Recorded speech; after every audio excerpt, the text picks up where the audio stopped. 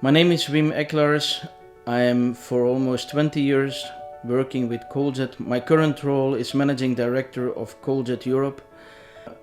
We are extremely excited that we are helping the pharmaceutical industry with helping to distribute their vaccine globally. Some of the vaccines need to be cooled and frozen to a temperature to almost minus 80 degrees Celsius. Dry ice is obtained by expanding liquid CO2 and it has a temperature of minus 78.5 degrees Celsius. It doesn't melt, but it sublimates. It is during this sublimation that the gas is providing the needed cooling energy. The availability of dry ice is depending on the availability of liquid CO2. Liquid CO2 is a molecule that is released by different production processes. Can be ammonia plants, for instance the production of fertilizers, bioethanol, where CO2 is released during fermentation, underground CO2, although it's only representing a small part of the global CO2 stock, and then more recently and more environmentally friendly biomethane plants that generate CO2 in addition to methane. My name is Dennis Hjort and I'm the Vice President for our Global Dry Ice Manufacturing Systems Division and the Integrated Blasting Systems Division. The challenges when you're talking about distributing the vaccine most of the time is the unknown, right? You have people are not giving any clear direction per se on exactly how it's going to happen, how many vaccine am I going to receive. We got numerous calls here at Coldjet about dry ice requests, and we can hear that they don't have the answers that we are looking for to help them. So we have to guide them. Since again we've been in the business for a long time and we've been down this road many times when it comes to the whole logistics of cooling, dry ice and so forth.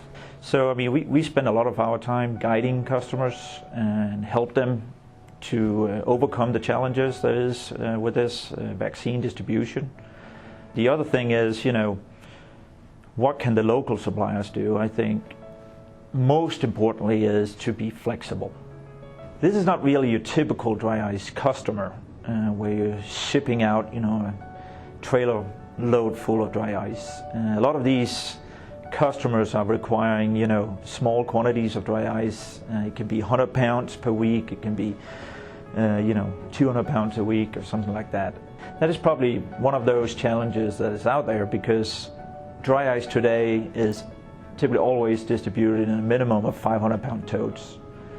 So the industry is not used to handle the smaller requests and all that, and that can cause some headaches down the road. And that's where I think the local dry ice suppliers or the industrial gas companies that are producing dry ice probably have to be a little bit more flexible with this and more accommodating to those smaller amounts that is being requested.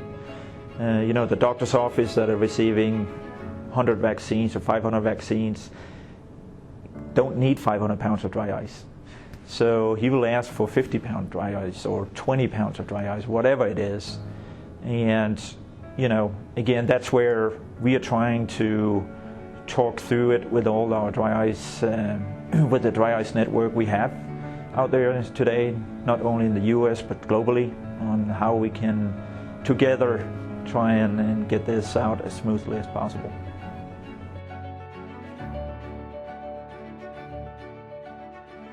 We have the dry ice suppliers out there saying we got 16 millimeter pellets, we don't have 10 millimeter pellets. And in most cases they would say, well, dry ice is dry ice, so here you have 16 millimeter pellets. But the thing is, the pharmaceutical companies that have brought out the vaccine where they use dry ice, those boxes are designed in a very specific way to accommodate a certain amount of dry ice. And with all the testing that has been done and all that, the 10 millimeter pellet is the one that meets that weight requirement there will be for dry ice.